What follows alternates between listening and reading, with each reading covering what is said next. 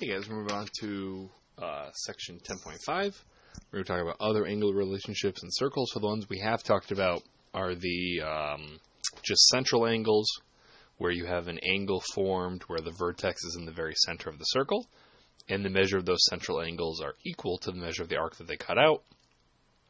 And then last class we talked about the inscribed angles, which are angles that are formed when the vertex is on the circle, and then you have a couple chords going through the circle, and the measure of the inscribed angles is half the measure of the arc that they cut out. Well, this first one is essentially the same thing as an inscribed angle. So if you imagined here you had an inscribed angle, right? So you have the vertex, say it's at A, and then the two chords. If you move one of those points all the way back to that same point, it's no longer a chord in the circle. It is now a tangent, but it has the same properties. Okay, so we usually use like calculus or pre-calculus, something called limits, to kind of explain how that works. But if you imagine just moving that chord, okay, of the angle, of the inscribed angle, and you move that chord so close to this other point that it actually isn't technically a chord anymore, which means it is not actually an inscribed angle. It has to have kind of a different name. So this is an angle that's formed by a tangent and a chord. Okay, so the measure of an angle formed by a tangent and a chord is half the measure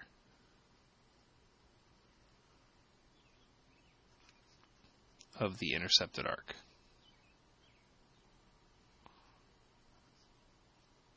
So it's really the same thing as an inscribed angle as far as calculations are concerned. So the measure of angle 1 is half the measure of arc AB. Measure of angle 2 is half the measure of arc BCA. So I got to make sure I name the major arc with 3 letters there. Okay? So the calculations run exactly the same as inscribed angles here. So the measure of angle 1 is half the measure of the intercepted arc. So this is going to be 65 degrees. And here the measure of the angle, 125 degrees, is half the measure of the arc. So this is KJL. So the measure of arc KJL is double 125, which is 250 degrees. Okay? So you can pause right here, try these 3 on your own, and I'll give you the answers in a second. This one, you could use the arc to find the angle and then find its supplement. Since this big arc is 248, you can subtract that from 360. So if this minor arc is 112, so the measure of the angle here by the tangent and the chord is half the measure of the arc it cuts out. So it's half of 112. So the measure of angle 1 is going to be 56 degrees. Here the measure of arc AB, you have A, you have B. If this is 101, this angle is 202, but a little bit of a trick question. This is not arc AB, because arc AB going with a 2-letter name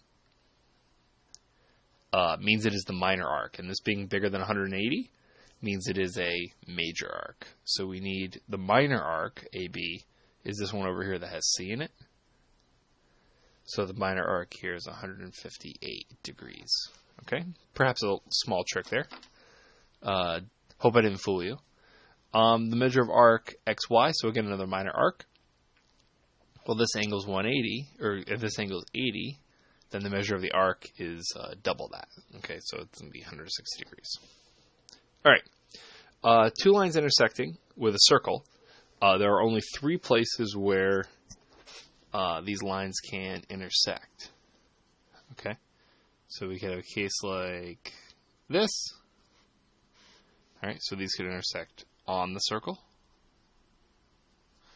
We could have a case like this. this intersection is in the circle, or we could have them intersect like that outside the circle. Okay? And so we want to talk about kind of the measure of these angles. Okay? This one we've already done. Okay? Because if the lines intersect on a circle, what this forms is an inscribed angle.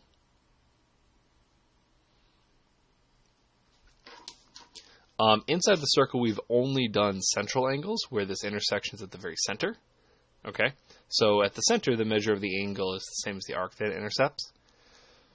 But as you can see here, with these angles, okay, the arcs that it's intercepting are not the same size. Okay? The one that it's closer to intercepts a smaller arc. The one that it's further away from is a bigger arc. But these angles are the same because they're vertical angles. Okay? And then we have a third case where it intersects outside the circle, okay, in which case that one angle intercepts a tiny arc and a very large arc, okay. So these are the new things for today, which are our next two theorems to describe the angle measurements in these two cases. All right, so first off, the case with the intersection on the inside of the circle, okay? So in this case, the measure of each angle is half the sum, which is really just the average. So it's the average of the arc measures intercepted by the angle and its vertical pair. Okay, so every angle we're looking at the vertical angle pair. Okay, sorry, I was a little off angle there. Let me see if I can re-angle this here. So what that means here, if you're looking at angle 1 is here, its vertical pair is here. So angle 1 cuts out arc DC. Its vertical pair cuts out arc AB. So the measure of angle 1 is the average, or half the sum, of the measure of the arc that it cuts and the measure of the arc that its pair cuts. And similarly, the measure of angle 2 is half the sum. Okay, so it's the measure of the arc that it cuts out, BC, and the measure of the arc that its pair cuts out, AD. Okay? So these two theorems are very similar. So you have two different sized arcs, and it's half of their sum. Okay? And if this works with central angles too, because if this were in the center, then the two arcs would be the same, and it would be half the sum of the arcs. And it would end up being the same as the measure of a single arc. Okay, so these are very similar. This one is basically the exact same language. This is half the sum of the arc measures that are intercepted, and this one where you have all three of these weird cases. So you have a tangent with a secant line, forms an angle, cuts out this blue arc that's small, this red arc that's big. You have two tangents. This is my favorite because this one gets kind of weird sometimes. People don't know what to do with this. But this uses the whole circle. But with the two tangents, you still have the major arc that it cuts out, and it has this minor arc. And you have just two secants that cut out a small arc and a big arc. They're all calculated the exact same way, which is the exact same wording as up here, but instead of being half the sum of the angles, it is half the difference. So in all three cases, the measure of the angle is half the difference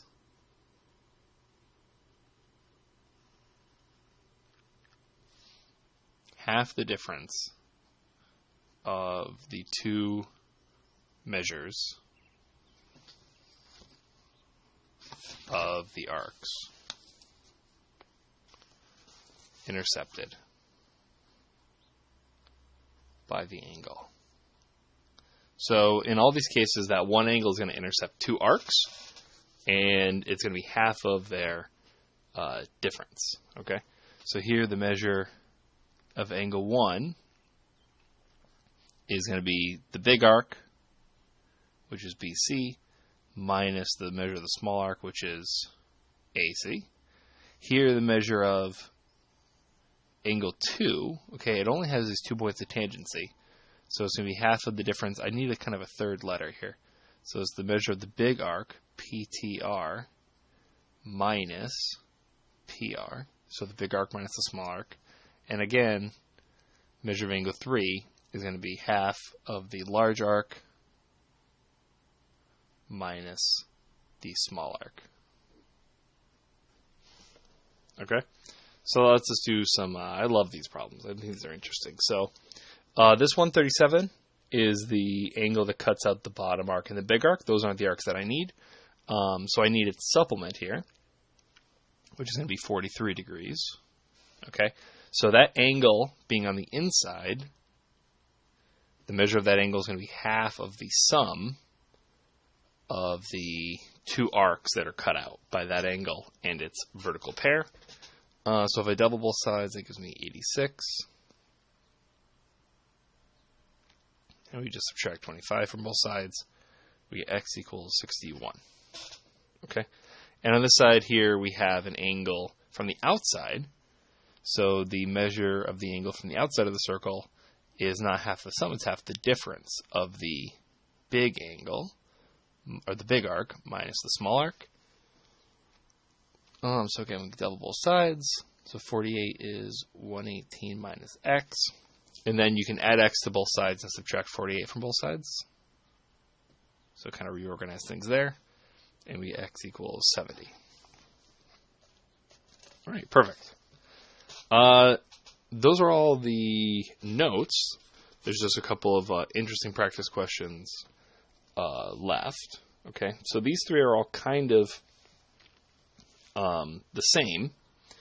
So once you try them, I'll write out one of them. I'll just give you the answers for the others. Okay. So these 3 are all done exactly the same. So the measure of the angle on the outside is half. I'm going to use brackets because now I have expressions here. So it's the large arc, which is 17x plus 6, minus the measure of the small arc, which is 7x minus 2. So if I double both sides to get rid of this 1/2, that's going to give me 78. And then on the inside, I have 17x minus 7x, that's 10x. And then 6 minus negative 2 is 6 plus 2, so it's plus 8. And then I can subtract 8 from both sides. That'll give me 70, divide by 10. I get x equals 7. Okay, these are done the same as well. Just make sure you're using parentheses. You don't make any kind of silly mistakes. And we get 24, and we get 16. All right. These last 2 are really the most interesting. So I'll do one out, and then I'll just give you the answer for the second one. Okay. So these are great because in the small circle, you have an outside angle. So the measure of the outside angle is half of the difference of the 2 arcs that are cut. And then within the big circle, it's actually a very simple problem. So if you ignore the inside at all, if I only look at the big circle, okay, so if I ignore that little circle entirely, all right, all it is a inscribed angle. That's all it is. Okay, so if I made up a new variable for this, I called this y, right? So say this was like y degrees, right? It's just an inscribed angle. So y is half the measure of the arc that it cuts out, which means that the measure of that angle is 48 degrees. Okay, and then you take that and you can look at the small circle. Okay, so if you ignore the large circle and you only look at the small circle, okay, then what you see is something like this, where this angle is 48 degrees, this angle is 32, and this angle is x. So you have essentially two different circle problems within one problem here. So this 48 degrees is half the measure of the large arc, which is x, minus the small arc, which is 32. So again, we could double this. This is 96. This is x minus 32. And you can add the 32 to both sides. And we get x equals, x equals 128. Okay. And the last one here is done really the same way. Okay. Why don't you try it out? You should end up getting here that x ends up being 43. Okay. And you get that after finding, you got to work backwards with that inscribed angle first. You first end up going back and finding that this little angle in here is half of the 124, so this would be 62 degrees. Okay, so you use that 62 to go back and find x. All right, I hope everyone's doing well. Take care.